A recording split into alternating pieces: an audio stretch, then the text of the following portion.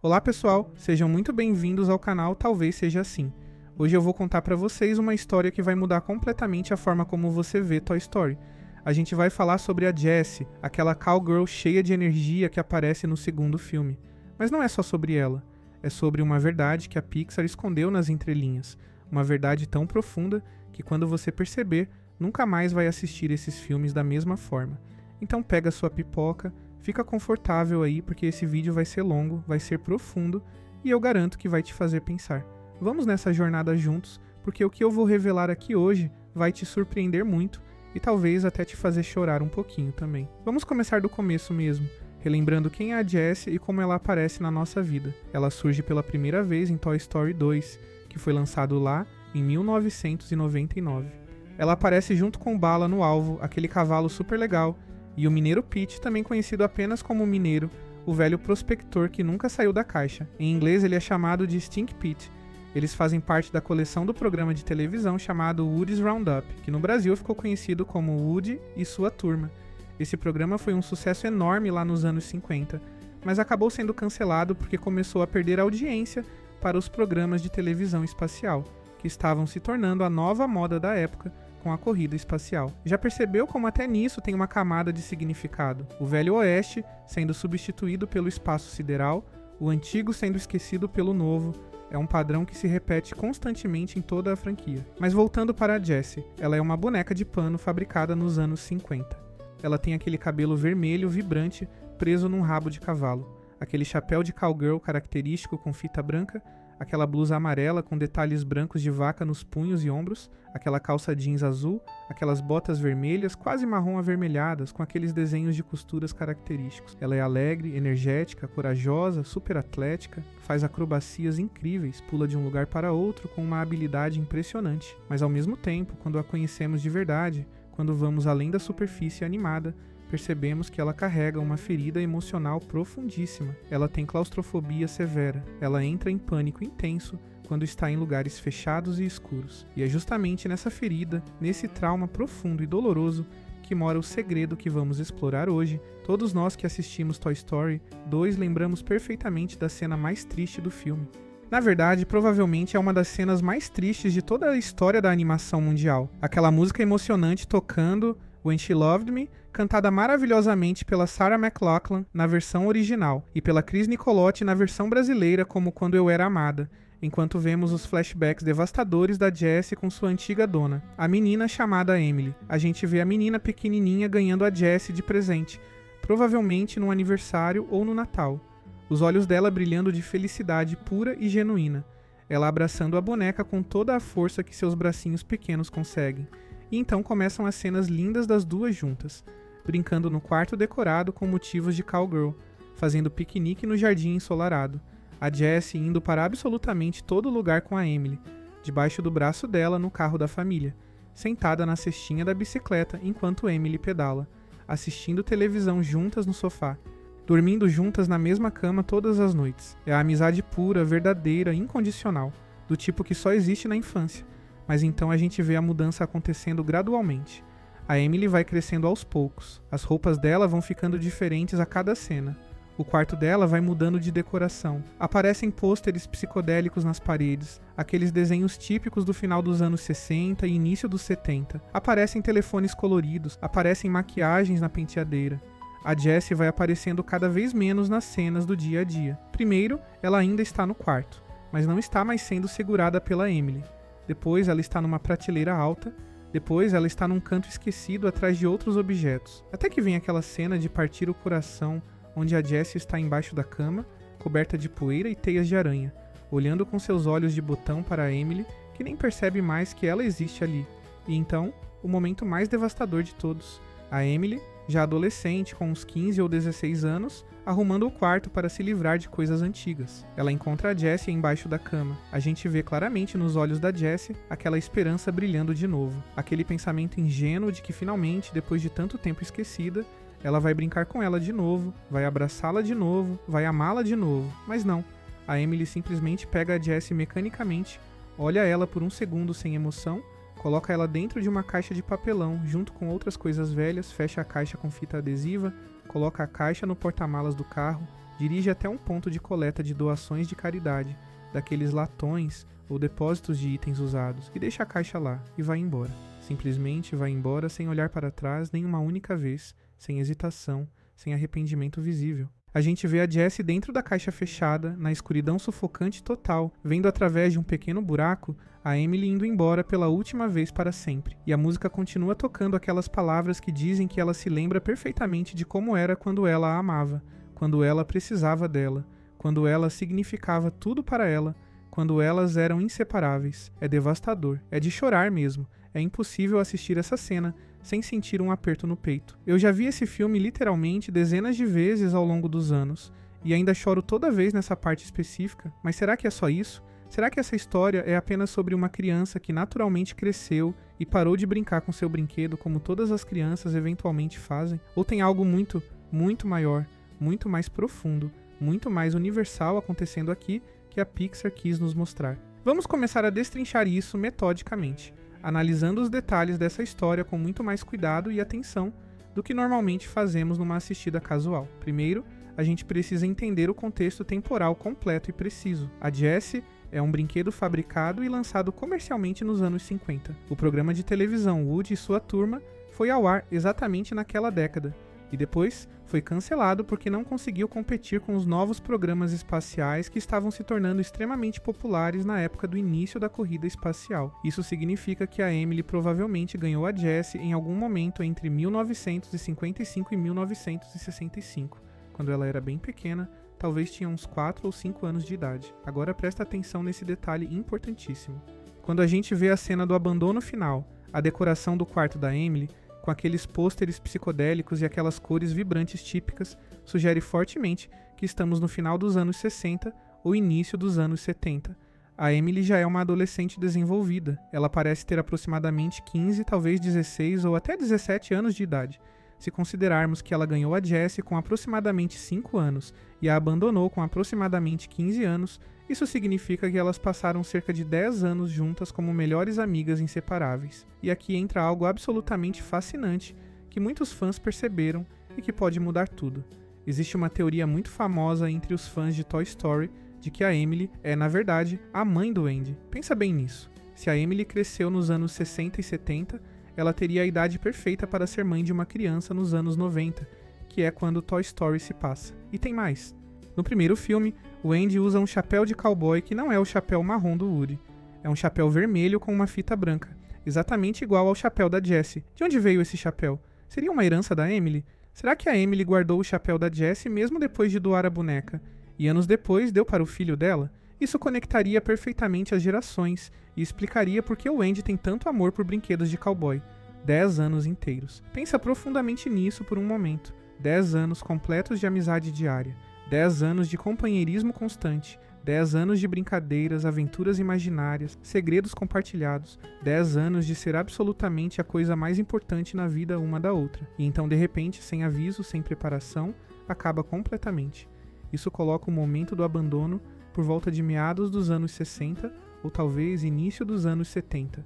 Agora presta muita atenção nisso, porque é aqui que a matemática temporal fica realmente interessante e perturbadora. Toy Story 2 foi lançado em 1999.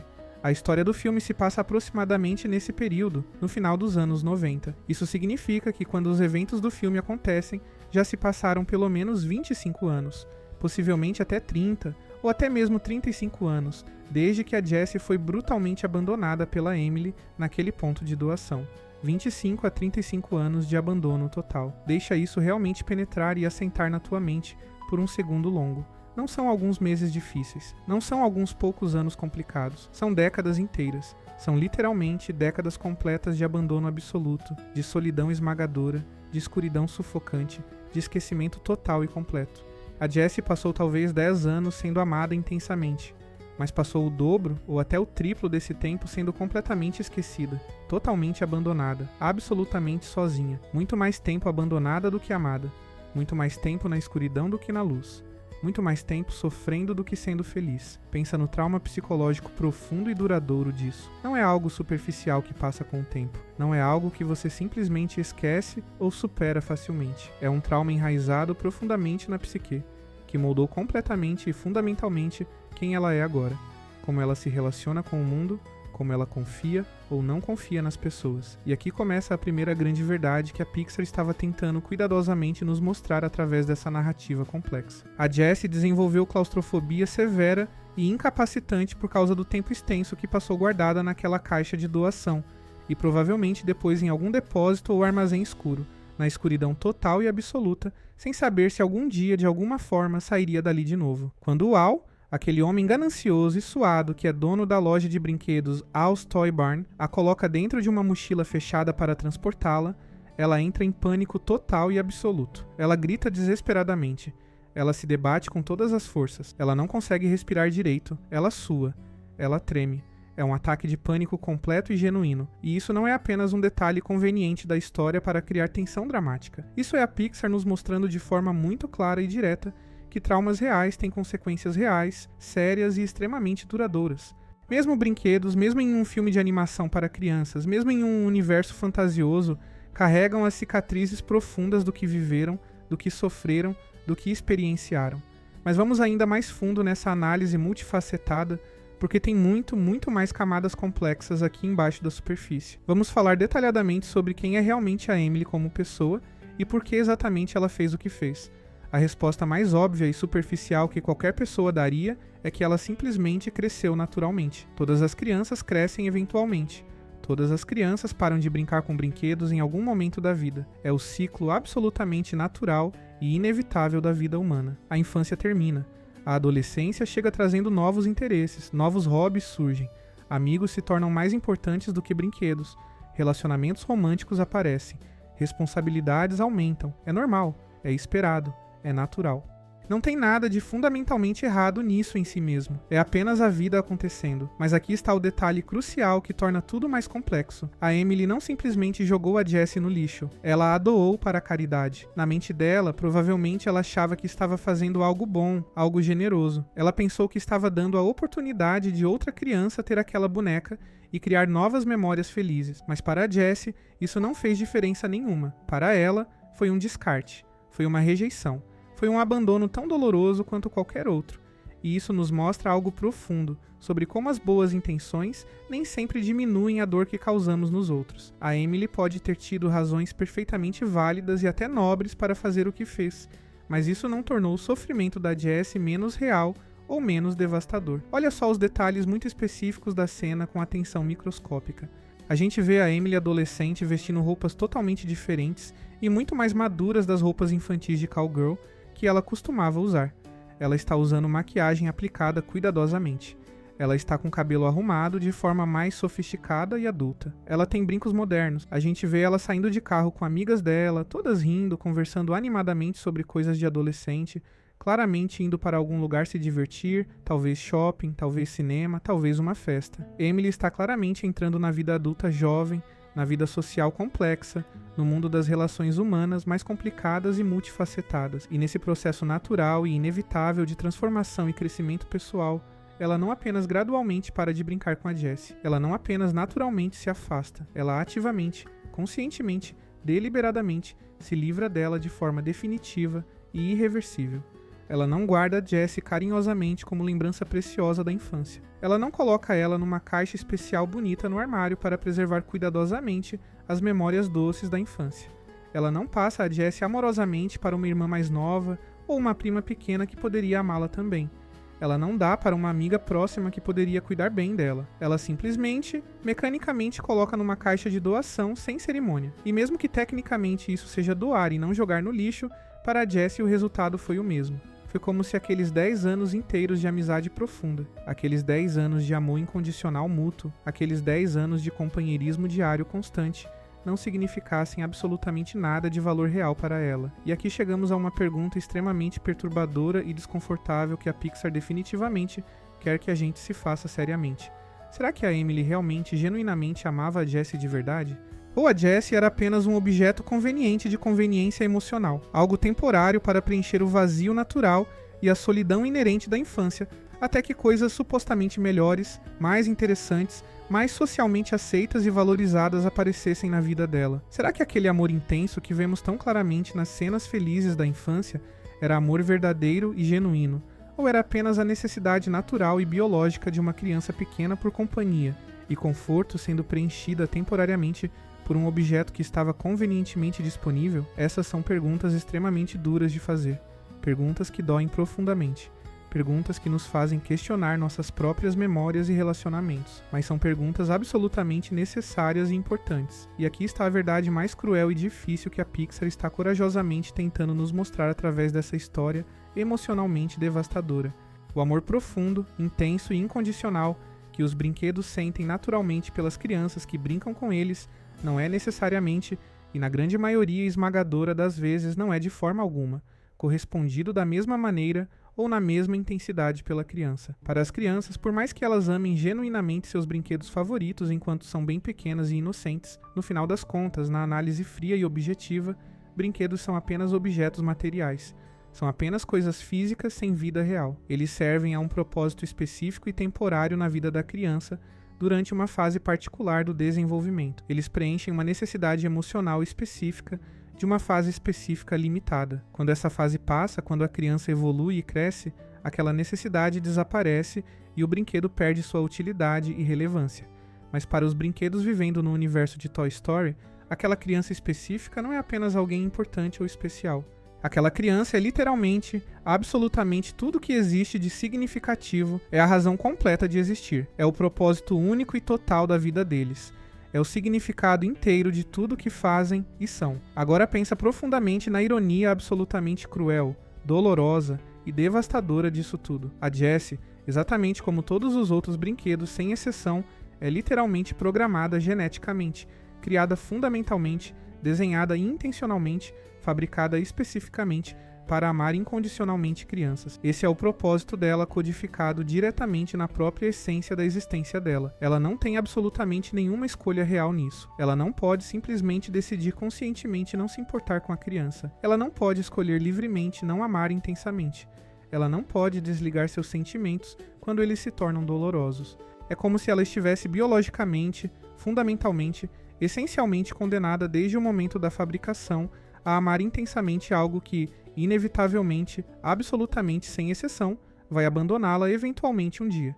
Todo brinquedo fabricado está vivendo exatamente essa realidade trágica. Todo brinquedo sabe, em algum nível profundo e subconsciente, que um dia inevitável a criança vai crescer naturalmente e não vai mais precisar dele da mesma forma. Mas eles não conseguem fazer absolutamente nada sobre isso. Eles não têm poder para mudar essa realidade. Eles simplesmente continuam amando profundamente, continuam se dedicando completamente, continuam cumprindo fielmente seu propósito programado, mesmo sabendo perfeitamente bem que o final doloroso já está escrito de forma inalterável. E não é apenas a Jessie especificamente que vive essa tragédia particular. É literalmente todo brinquedo que existe nesse universo narrativo. O Woody quase foi completamente abandonado também no primeiro filme.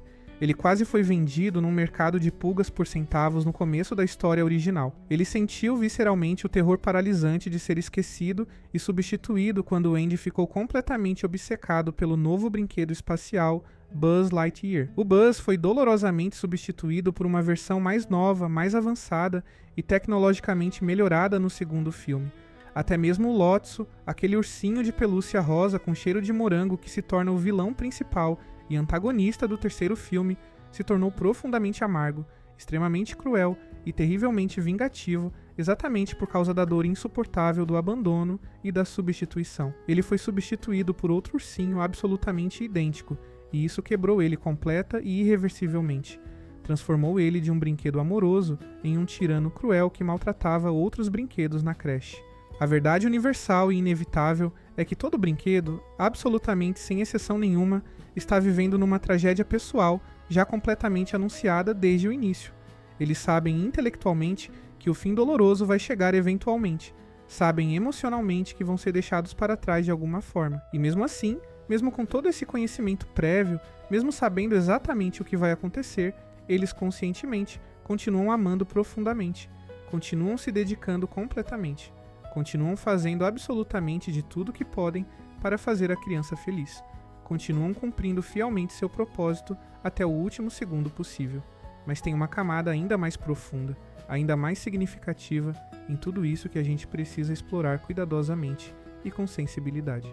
vamos falar especificamente sobre o que a história particular da Jessie representa simbolicamente, alegoricamente, metaforicamente, no contexto maior da experiência humana universal. Quando a Pixar criou meticulosamente toda essa narrativa extremamente complexa e emocionalmente devastadora, quando eles escreveram cada cena, cada diálogo, cada expressão facial, eles definitivamente não estavam apenas contando superficialmente a história simples de um brinquedo específico que foi temporariamente esquecido pela criança que anteriormente o amava intensamente. Eles estavam conscientemente, intencionalmente, falando de forma muito mais ampla sobre absolutamente todas as relações humanas complexas que existem em todos os níveis, sobre como nós, humanos, nos apegamos profundamente às outras pessoas, sobre como investimos intensamente emocionalmente em relacionamentos variados, sobre como damos generosamente tudo de nós mesmos, todo o nosso tempo, toda a nossa energia, todo o nosso coração para alguém que amamos, sobre como colocamos vulneravelmente nosso coração inteiro, exposto e desprotegido, em algo ou alguém importante. E sobre como, frustrante e dolorosamente, tantas vezes com tanta frequência, isso simplesmente não é suficiente de forma alguma. As pessoas inevitavelmente crescem e mudam. As pessoas naturalmente evoluem e se transformam. As pessoas constantemente descobrem novos interesses diferentes. As pessoas frequentemente fazem novas amizades que as afastam. As pessoas inesperadamente encontram novos amores que as levam. E nós ficamos para trás, completamente sozinhos, carregando pesadamente as memórias preciosas que a outra pessoa nem sequer se lembra mais que existem, carregando dolorosamente o amor intenso que a outra pessoa definitivamente não sente mais de forma alguma, carregando silenciosamente a dor profunda do abandono inexplicável. A Jessie representa simbolicamente todos nós que já fomos cruelmente deixados para trás em algum momento difícil da vida. Todos nós que já amamos alguém intensamente, profundamente, verdadeiramente, completamente, e essa pessoa específica simplesmente parou gradualmente de nos amar de volta na mesma intensidade. Todos nós que já nos dedicamos absolutamente e completamente a algo importante ou alguém especial, investimos generosamente nosso tempo precioso, nossa energia limitada, nosso coração vulnerável, nossa alma inteira, e no final devastador, descobrimos dolorosamente que a outra pessoa simplesmente não valorizou adequadamente nossa dedicação sincera, não reconheceu genuinamente nosso esforço constante, não correspondeu apropriadamente nosso amor incondicional. Ela é a personificação absolutamente perfeita e dolorosamente precisa da dor universal do abandono injusto, da rejeição incompreensível, da perda irreparável, da solidão esmagadora. E o que torna tudo isso ainda mais cruel, ainda mais injusto, ainda mais difícil de processar emocionalmente e aceitar intelectualmente, é o fato perturbador de que ela não fez absolutamente nada de objetivamente errado. Nada. Ela foi consistentemente a melhor amiga possível que qualquer pessoa poderia ser. Ela estava sempre completamente presente, sempre totalmente disponível, sempre intensamente dedicada. Ela amava pura e incondicionalmente, completa e perfeitamente, sem reservas e sem expectativas. E mesmo assim, mesmo fazendo absolutamente tudo certo, mesmo sendo exatamente tudo que qualquer pessoa deveria ser em uma amizade, simplesmente não foi suficiente de forma alguma. Ela foi dolorosa e injustamente abandonada do mesmo jeito inevitável. Agora vamos conectar metodicamente tudo isso com o resto completo da franquia Toy Story, porque existe definitivamente um padrão temático muito claro e consistente aqui que atravessa todos os filmes. No primeiro filme original, o medo absolutamente central e primário do Woody é especificamente ser completamente substituído pelo novo e empolgante Buzz Lightyear. Ele vê claramente e sente visceralmente que o Andy está completamente empolgado, totalmente fascinado, completamente obcecado com o novo brinquedo espacial tecnologicamente avançado e sente profunda e dolorosamente que está gradualmente perdendo seu lugar especial e único como o brinquedo favorito absoluto do Andy. Ele sente aterrorizante que está se tornando progressivamente irrelevante e descartável, e esse medo primordial e paralisante o leva a fazer coisas terríveis e impensáveis, coisas que ele posteriormente se arrepende profunda e genuinamente. No segundo filme, o Woody descobre surpreendentemente que ele não é apenas um brinquedo qualquer comum e ordinário. Ele é, na verdade, um brinquedo de colecionador extremamente valioso, raro e histórico dos anos 50.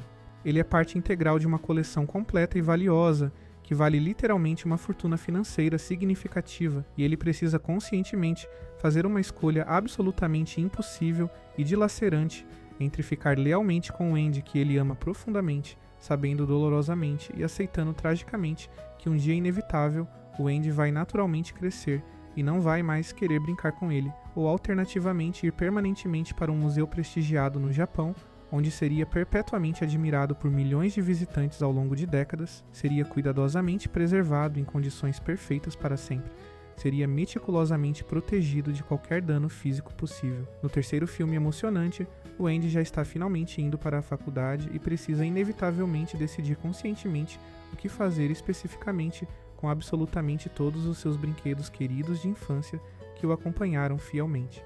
Ele está oficialmente deixando a tua infância para trás de verdade agora, definitivamente. E os brinquedos leais precisam enfrentar corajosamente a realidade dolorosa de que o propósito fundamental deles, a razão essencial de existir deles, está inexoravelmente chegando ao fim natural. E finalmente, no quarto filme recente, o Woody corajosamente toma a decisão radical e controversa de finalmente deixar voluntariamente a Bonnie, a nova dona pequena dele após Andy, e seguir independentemente seu próprio caminho único e pessoal com a Bo Peep redescoberta, descobrindo surpreendentemente que existe vida significativa e propósito real, além de simplesmente pertencer passivamente a uma criança específica. E aqui tem um detalhe lindíssimo e significativo que fecha perfeitamente o arco da Jessie. No final do quarto filme, quando o Woody parte, a Jessie recebe o distintivo de xerife dele. Ela se torna a nova líder dos brinquedos. Aquela boneca que passou décadas abandonada, que tinha claustrofobia severa, que tinha tanto medo de confiar de novo, finalmente encontrou seu lugar de liderança e propósito. Ela não apenas curou suas feridas emocionais, ela cresceu além delas. Ela se tornou mais forte por causa delas, e isso é um fechamento absolutamente perfeito para sua jornada emocional. Percebe claramente o padrão temático óbvio que atravessa consistentemente todos os 4 filmes principais? Cada filme individual explora cuidadosamente e profundamente o medo universal e primordial do abandono inevitável de uma forma ligeiramente diferente, de um ângulo único e interessante, com uma perspectiva narrativa distinta e significativa. Mas a história específica da Jessie é, indubitavelmente e sem dúvida nenhuma, a mais crua emocionalmente, a mais brutalmente honesta, a mais dolorosamente realista, a mais emocionalmente devastadora de absolutamente todas. Por que exatamente? Porque especificamente com ela, diferentemente dos outros personagens, o abandono terrível não é simplesmente uma ameaça abstrata futura, não é apenas um medo nebuloso e indefinido, não é meramente uma possibilidade distante e improvável. O abandono cruel já aconteceu concretamente, é uma realidade estabelecida e imutável, é um fato histórico completamente consumado, é simultaneamente passado doloroso, presente difícil e provavelmente futuro também. Ela carrega permanentemente as cicatrizes físicas e emocionais profundas disso tudo. Ela vive diariamente com as consequências psicológicas severas e duradouras, e ela precisa encontrar alguma forma de continuar vivendo funcionalmente com isso tudo. Precisa aprender gradualmente a confiar novamente em outras pessoas, mesmo tendo sido profundamente traída anteriormente. Precisa aprender corajosamente a se abrir emocionalmente de novo, mesmo tendo sido brutalmente fechada numa caixa escura. Precisa aprender vulneravelmente a amar de novo, profundamente, mesmo tendo sido cruelmente abandonada. Precisa aprender a arriscar conscientemente ser ferida de novo, porque a alternativa terrível de nunca mais viver verdadeiramente é infinitamente pior. E isso tudo, essa jornada emocional completa, é absurdamente, incrivelmente, extraordinariamente corajoso, de uma forma que poucas pessoas realmente compreendem completamente. Quando a Jessie decide ir morar com Andy no final do segundo filme, quando ela escolhe sair da segurança garantida do museu no Japão e arriscar tudo de novo com uma nova criança, ela está fazendo uma escolha completamente consciente, completamente informada de se arriscar novamente. Ela sabe perfeitamente bem que o Andy também vai crescer um dia. Ela sabe que provavelmente, muito provavelmente, ela pode ser abandonada de novo. Ela sabe que pode ter seu coração partido de novo. Ela sabe que pode acabar numa caixa de novo, na escuridão de novo, sozinha de novo. Ela sabe tudo isso. E mesmo assim, mesmo com todo esse conhecimento, mesmo com todo esse medo justificado, ela escolhe amar. Ela escolhe se importar. Ela escolhe se dedicar.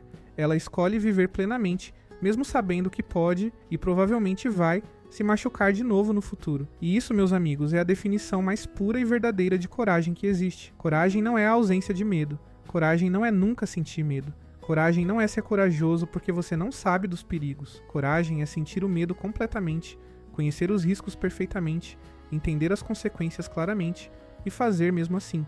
É escolher viver apesar do medo, não na ausência dele. É escolher amar sabendo que você pode perder. É escolher confiar sabendo que pode ser traído. É escolher se abrir sabendo que pode ser ferido. Porque a alternativa de se fechar completamente, de nunca mais confiar em ninguém, de nunca mais amar nada, de viver com medo para sempre, essa alternativa não é vida de verdade. É apenas existência. É apenas sobrevivência. E a Jessie escolheu viver, não apenas sobreviver. Agora quero que você pense em quantas pessoas vivem como se tivessem escolhido um museu. Elas constroem paredes emocionais tão altas que ninguém consegue alcançá-las. Elas se protegem tanto da dor que também se protegem da alegria. Elas existem, mas não vivem. E a história da Jessie é um lembrete de que isso não é vida de verdade. Vida de verdade é bagunçada, é arriscada, é assustadora. Mas é a única que vale a pena. E tem mais uma coisa sobre a Emily que precisamos considerar. E se a teoria estiver certa e ela realmente for a mãe do Andy? Isso significaria que ela não esqueceu completamente sua infância. Ela guardou o chapéu da Jessie todos esses anos. Ela deu para o filho dela. Ela transmitiu aquele amor por cowboys para a próxima geração. Talvez ela tenha se arrependido de ter doado a Jessie. Talvez ela tenha procurado por ela nos anos seguintes. Talvez ver o Andy com aquele chapéu vermelho todos os dias fosse uma forma dela manter viva aquela memória da infância, aquela amizade que ela perdeu. Isso não justifica o abandono, não alivia a dor da Jessie, mas adiciona uma camada de complexidade à história. Mostra que talvez a Emily também carregue suas próprias cicatrizes, seus próprios arrependimentos. A Pixar é genial em criar histórias que funcionam em múltiplas camadas. Para as crianças, Toy Story é uma aventura divertida sobre brinquedos que ganham vida. Para os adultos, é uma reflexão profunda sobre perda, identidade, propósito e mortalidade. Sim, mortalidade. Porque o que é o abandono de um brinquedo senão uma forma de morte? Quando a criança para de brincar, o brinquedo perde seu propósito de existir. Ele ainda está vivo, mas não está realmente vivendo. A Jessie viveu essa morte em vida durante décadas. Ela ficou anos e anos guardada, consciente, pensando, sentindo, mas sem nenhum propósito, sem ninguém, sem nada.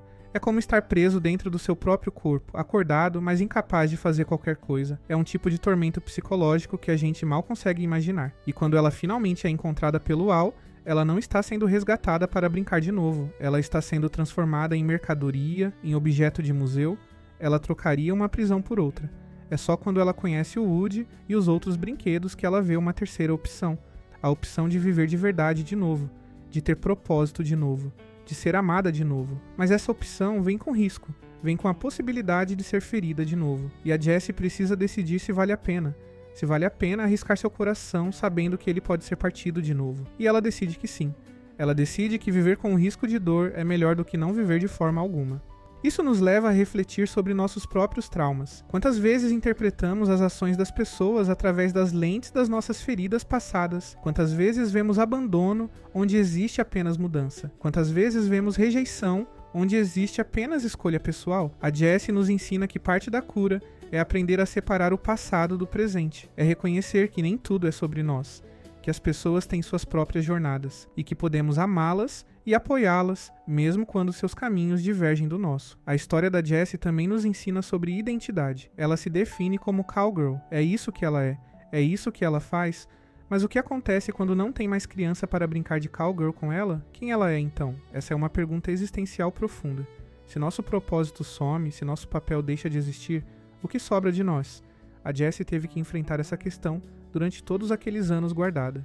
E a resposta que ela encontrou é que ela é mais do que seu propósito original. Ela é suas memórias, ela é suas relações, ela é sua capacidade de amar, ela é sua coragem, ela é sua resiliência.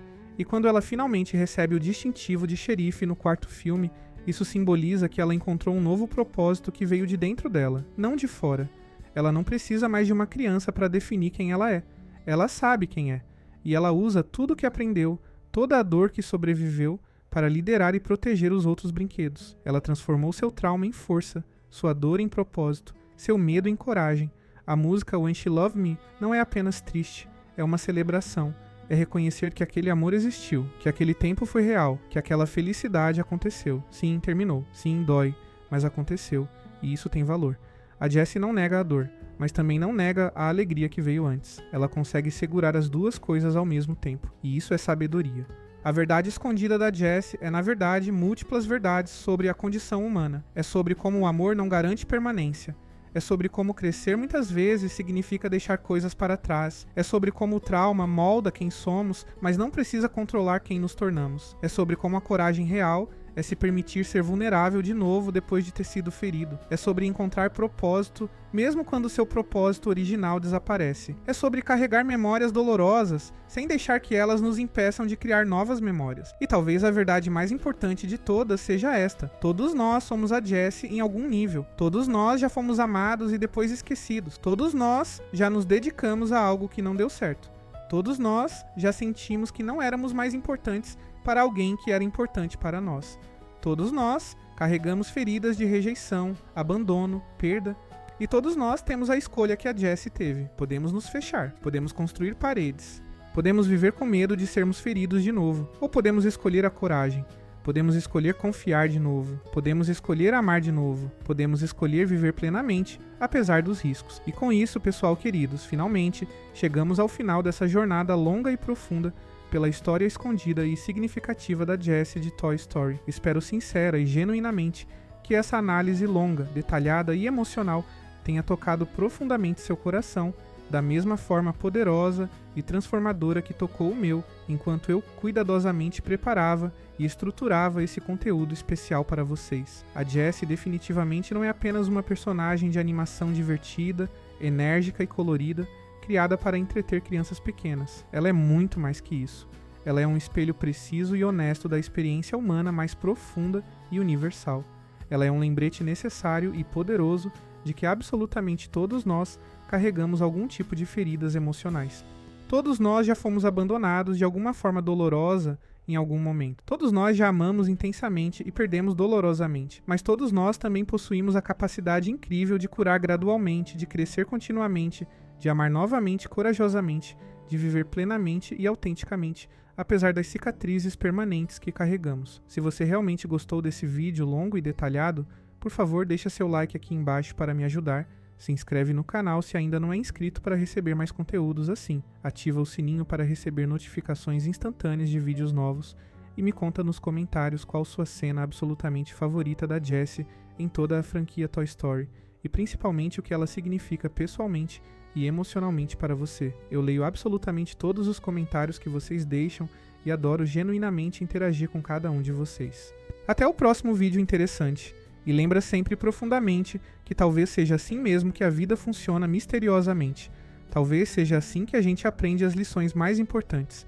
Talvez seja assim que a gente cresce e evolui como seres humanos. Um grande abraço caloroso para absolutamente todos vocês e até o próximo vídeo.